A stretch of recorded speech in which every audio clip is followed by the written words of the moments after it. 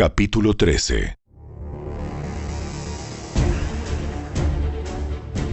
Saúl tenía 30 años cuando subió al trono y reinó durante 42 años.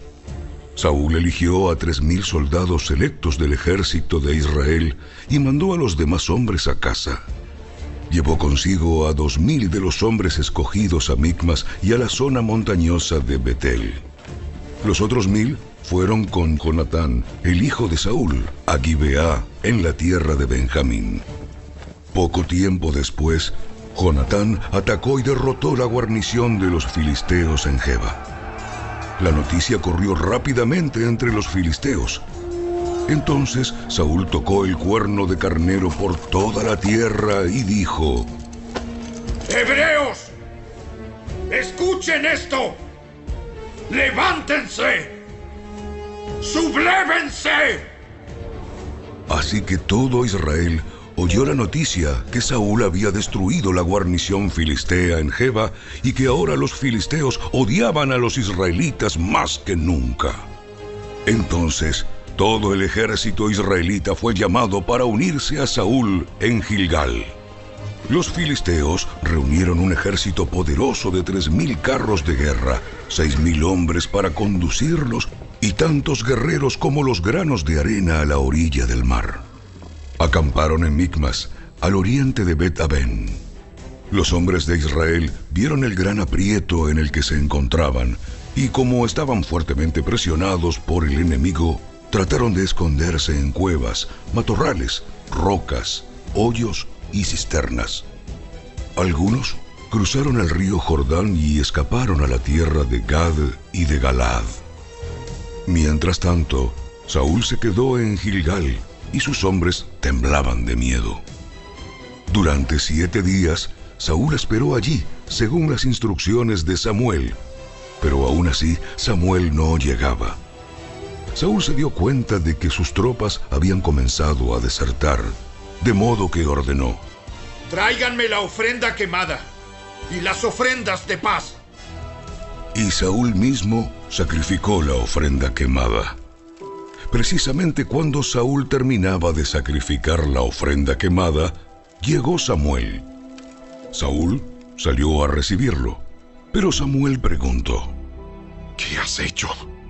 Saúl le contestó: Vi que mis hombres me abandonaban, y que tú no llegabas cuando prometiste, y que los filisteos ya están en Micmas, listos para la batalla. Así que dije: los filisteos están listos para marchar contra nosotros en Gilgal, y yo ni siquiera he pedido ayuda al Señor. De manera que me vi obligado a ofrecer yo mismo la ofrenda quemada antes de que tú llegaras. ¡Qué tontería! No obedeciste al mandato que te dio el Señor tu Dios.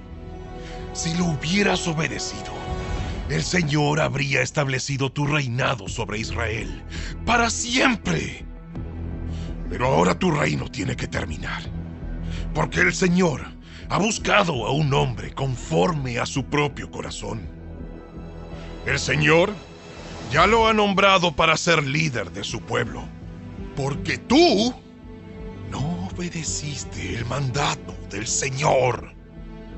Después, Samuel salió de Gilgal y siguió su camino, pero el resto de las tropas fue con Saúl a encontrarse con el ejército.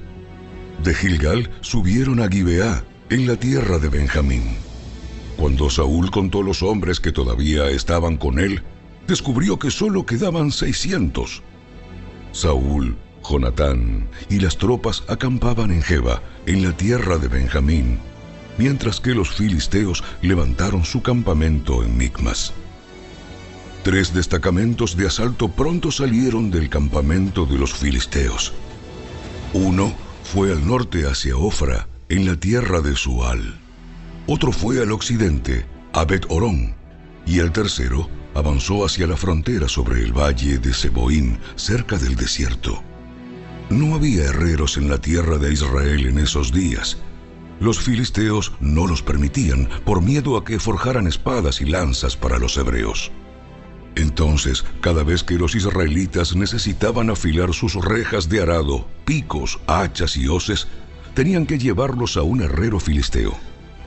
Lo que cobraban era lo siguiente: 8 gramos de plata por afilar una reja de arado o un pico, y 4 gramos por afilar un hacha o hacer la punta de una aguijada para bueyes. Por eso, el día de la batalla, nadie del pueblo de Israel tenía espada o lanza, excepto Saúl y Jonatán. El paso de Micmas, mientras tanto, había sido asegurado por un contingente del ejército filisteo. Capítulo 14. Cierto día, Jonatán le dijo a su escudero: Ven, vamos a donde está la avanzada de los filisteos. Pero Jonatán no le dijo a su padre lo que pensaba hacer. Mientras tanto, Saúl y sus 600 hombres acamparon en las afueras de Gibeá, alrededor del árbol de granadas de Migrón. Entre los hombres de Saúl estaba Ahías, el sacerdote que vestía el efod, el chaleco sacerdotal. Ahías era hijo de Ahitob, hermano de Icabod, hijo de Finés, hijo de Elí, sacerdote del Señor que había servido en Silo. Nadie se dio cuenta de que el Jonatán había dejado el campamento israelita. Para llegar al puesto de avanzada de los filisteos, Jonatán tuvo que descender de entre los peñascos llamados Boses y Sene. Un peñasco estaba al norte, frente a Micmas. El otro estaba al sur, delante de Geba. Crucemos hasta la avanzada de esos paganos. Tal vez el Señor nos ayude, porque nada puede detener al Señor. Él puede ganar la batalla, ya sea que tenga muchos guerreros o solo unos cuantos. Haz lo que mejor te parezca. Estoy contigo, decidas lo que decidas. Muy bien. Cruzaremos y dejaremos que nos vean. Si nos dicen, quédense donde están o los mataremos, entonces nos detendremos y no subiremos hacia ellos. Pero si nos dicen, suban y peleen, entonces subiremos. Esa será la señal del Señor, de que nos ayudará a derrotarlos. Cuando los filisteos vieron que se acercaban, gritaron: ¡Miren! ¡Miren! ¡Los hebreos salen de sus escondites! Entonces los hombres de la avanzada le gritaron a Jonatán: ¡Suban aquí! ¡Suban aquí! ¡Y les daremos una lección! ¡Les daremos una lección! ¡Vamos! ¡Sube detrás de mí! Porque el Señor nos ayudará a derrotarlos.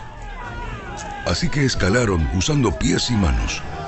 Entonces los filisteos caían ante Jonatán y su escudero mataba a los que venían por detrás. Mataron a unos 20 hombres en total y sus cuerpos quedaron dispersos en un espacio de 1/4 hectárea. De repente, el ejército de los filisteos se llenó de pánico, tanto los que estaban en el campamento como los que estaban en el campo, hasta las avanzadas y los destacamentos de asalto. Y en ese preciso momento hubo un terremoto y todos quedaron aterrorizados. Entonces, los centinelas de Saúl en Gibeá de Benjamín vieron algo muy extraño. El inmenso ejército filisteo comenzó a dispersarse en todas direcciones. ¡Pasen lista y averigüen quién falta!, ordenó Saúl. Y cuando hicieron el recuento, descubrieron que Jonatán y su escudero no estaban. Entonces Saúl le gritó a Ahías: ¡Trae el efod aquí! Pues en ese tiempo Ahías llevaba puesto el efod delante de los israelitas.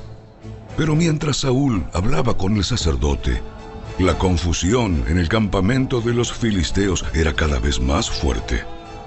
Entonces Saúl le dijo al sacerdote: ¡No importa! ¡Vamos ya!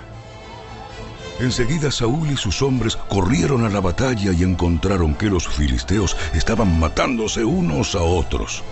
Había una terrible confusión en todas partes. Aún los hebreos que anteriormente se habían unido al ejército filisteo se rebelaron y se unieron a Saúl, a Jonatán y al resto de los israelitas. De igual manera, los hombres de Israel que estaban escondidos en la zona montañosa de Efraín, cuando vieron que los filisteos huían, se unieron a la persecución. Así que en ese día el Señor salvó a Israel, y la recia batalla se extendió aún más allá de Bet-Aven. Ahora bien, Ese día los hombres de Israel quedaron agotados porque Saúl los había puesto bajo juramento diciendo: ¡Que caiga una maldición sobre cualquiera que coma antes del anochecer! ¡Antes de que me vengue por completo de mis enemigos! De manera que nadie comió nada en todo el día, aun cuando en el suelo del bosque todos habían encontrado panales de miel. Así que no se atrevieron a tocar la miel por miedo al juramento que habían hecho. Pero Jonatán no había escuchado la orden de su padre y metió la punta de su vara en un panal y comió la miel. Después de haberla comido, cobró nuevas fuerzas. Pero uno de los hombres lo vio y le dijo: Tu padre obligó al ejército que hiciera un juramento estricto, que cualquiera que comiera algún alimento hoy sería maldito. Por eso todos están cansados y desfallecidos. Mi padre nos ha creado dificultades a todos. Una orden como esa solo puede causarnos daño. Miren cómo he cobrado nuevas fuerzas después de haber comido un poco de miel. Si a los hombres se les hubiera permitido comer libremente del alimento que encontraran entre nuestros enemigos, imagínese a cuántos filisteos más habríamos podido matar. Así que los israelitas persiguieron y mataron a los filisteos todo el día desde Micmas hasta Ajalón, pero los soldados iban debilitándose. Esa noche se apresuraron a echar mano del botín y mataron ovejas, cabras, ganado y becerros, pero los comieron sin escurrirles la sangre.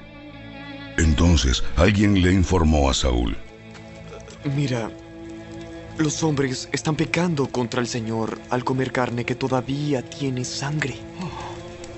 ¡Eso está muy mal! Busquen una piedra grande y háganla rodar hasta aquí.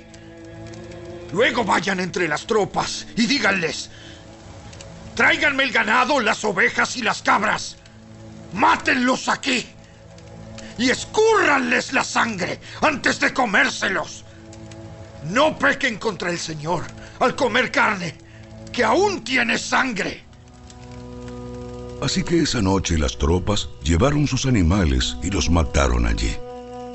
Luego Saúl construyó un altar al Señor. Fue el primer altar que él le construyó al Señor.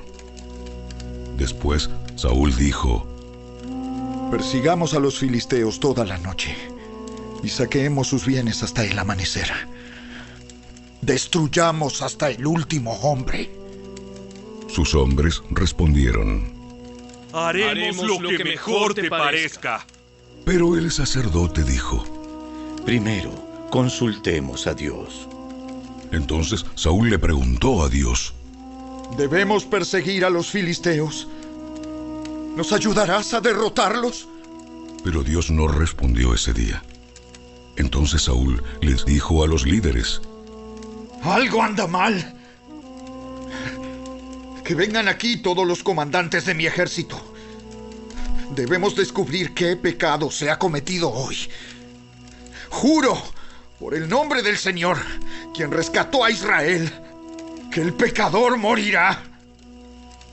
Aun si fuera mi propio hijo Jonatán. Pero nadie se atrevía a decirle cuál era el problema.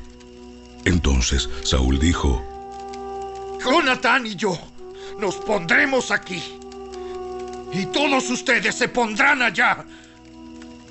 Y el pueblo respondió a Saúl: Lo que mejor te parezca. Entonces Saúl oró: Oh Señor, Dios de Israel, por favor, muéstranos quién es culpable y quién es inocente.